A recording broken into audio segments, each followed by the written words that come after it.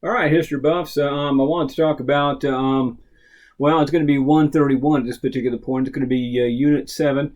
And what I wanted to talk about is our spread westward. One of the things that you have to think about on this particular unit and from this point on is going to be John L. Sullivan and the policy of manifest destiny. The idea that we as former Europeans, the idea as we as Americans, I got to say, I'm sorry, we as white Americans, are destined to have the God-given right, the God-given destiny to rule this continent from coast to coast. That we have been given care of the land, that we've been given the right to watch over the land, and that we need to go ahead and spread westward is what we're going to do. Unfortunately, there's folks that live there. And unfortunately, according to us, they're not Christian. They're not believers. They don't know how to properly utilize the land. And so they don't deserve the land that they have. And so it's up to them to go ahead and bequeath it to us because we know how to use it properly. So we're going to push westward, and John L. Sullivan's going to come up, or he's going to hit on that idea of manifest destiny. And so we're going to push westward. You've got to look at a couple of different things. You've got to look at the Oregon Trail, which that's one of my favorite old-time video games, computer games that used to come up. Graphics on it are awful, but they were high-tech at the point when it came out. The idea is we're going to follow first through the Cumberland Gap, and then we're going to follow what becomes the Overland Trail. There's the California Trail, there's the Oregon Trail, there's the Overland Trail, and the idea is we're going to push westward. There's no freeway, there's no highway, there's no railroad that goes out there quite yet, but we are going to have a few trails blazed by pioneers, and we're going to develop the idea that as we move westward, as we move towards this open land, as we move towards this bounty, the best way to do it is going to be by wagon train. That we're going to load up all our belongings into the old-fashioned historic, well, for us it'd be a station wagon. You know, for them it's a Conestoga wagon. Think about loading up everything that you own that is usable, that is transportable, taking the food, taking the pots and the pans, and leaving your phones, leaving your video games, leaving your game systems, leaving sometimes your books and other belongings, things that aren't absolutely necessary for survival, where they're at, or selling them off and loading the rest of it and saying, okay, well, here's enough. We've got 6 months to get there, and we might or might not make it. And that you're going to go ahead and cross streams, you're going to cross rivers, you're going to cross Indian country, you're going to face illness, you're going to face sickness, you're going to face starvation in some cases. If you go at too late or get delayed too long, you're going to face some severe weather. And the idea is they're going to push westward. The problem with pushing westward is you're looking at people that live there, and so we're going to start running into that, but we're going to have government backing. As we push, we're going to push to the far northwest first. So what's going to happen is after we make peace with Britain, we're going to eventually draw some boundaries and push. Now, we both claim Oregon in the area up there, but it's a bounty, and so what's going to happen is we're going to go ahead and settle on joint occupation with Great Britain. We're going to push westward, and eventually that's going to be ceded to us because there's going to be more Americans than there are British out there. But the idea is we're going to push, and as we're pushing, we're going to start encountering Native Americans. We're going to start encountering wars, but it's not just Oregon. We're also going to push to California. As we push westward in the southwest, as we push westward in the Midwest, we're going to start running into Spanish holdings.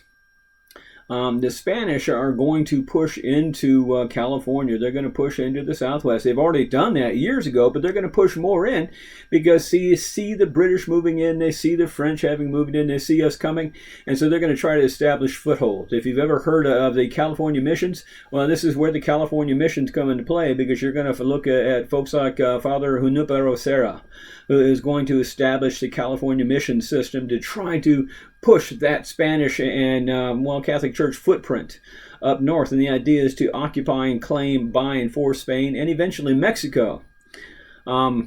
But what's going to happen is Mexico is going to fight for its liberation from Spain. Eventually it's going to get it. And what they're going to do is realize that they can't hold all that territory. So what they will do is they will invite Americans. They will go ahead and select a few dependable. Very often it's large landowners. Very often it is relatively wealthy. And what they're going to do is give them a land grant in a little place called Texas. Okay, and Texas is important because they're going to invite them in. They're going to say, listen, this is Mexico. It's not the United States. It's Mexico, so you have to abide by Mexican laws, Mexican traditions, Mexican authority. You have to obey the king, and you've got to obey the emperor, and you've got to operate by certain standards. Well, certain standards do not include slavery. But what will happen is they're going to set some boundaries, and you're going to have the Americans go ahead and set up haciendas. They're going to set up rancheros. They're going to go ahead, and the idea is occupy the area. They're going to do it with the blessings of the Spanish and the Mexicans. And then they're going to try to throw off that authority. And they're going to try to throw off that authority, and that's going to get them in trouble. What happens is this: they're going to strive for independence. They're going to invite the Americans in to help them, and the Americans are going to say, hey, no, we finished one war. We don't want to fight another. Thanks. We're good. Why don't you just go ahead and get along? I'm sure at this point, if you've ever heard of the Alamo, and if you've not heard of the Alamo, then you need to pay more attention in all your other classes, because this is where the Alamo comes in, and the struggle of the Tejanos, or the Texians. This is going to be the struggle of those folks who have settled in Texas, Mexico, struggling for their freedom, because it's going to be them fighting against the new emperor. It's going to be fighting against the larger Spanish and Mexican forces for freedom and independence. There are several things. The book talks about the Song de Guayo.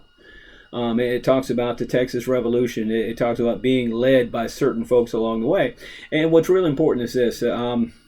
There's quite a few different movies about it, but what this is this is a stand of the few against the many. These folks think they know they can't win, but they think if they put up a good struggle that the Americans will come to save them, that will unite to the peoples against the Spanish. And the thing is they're relatively right. It's going to be a rallying call. It's going to be, remember the Alamo. And there's going to be a few other things. The book talks about the Goliad executions. It talks about San Jacinto. What will happen is these folks from the Alamo are going to be wiped out. But they're not the only ones. There's going to be other troops that are wiped out. That's where the executions come into play. And then what will happen is you're going to have a group of people rise up and say this is not right. And what they will do is they will attack the Spanish. That's where the Battle of San Jacinto comes in at. And they will push for independence for Texas. And Texas will indeed declare independence. But here's the issue. Our president wants, at this point, nothing to do with it.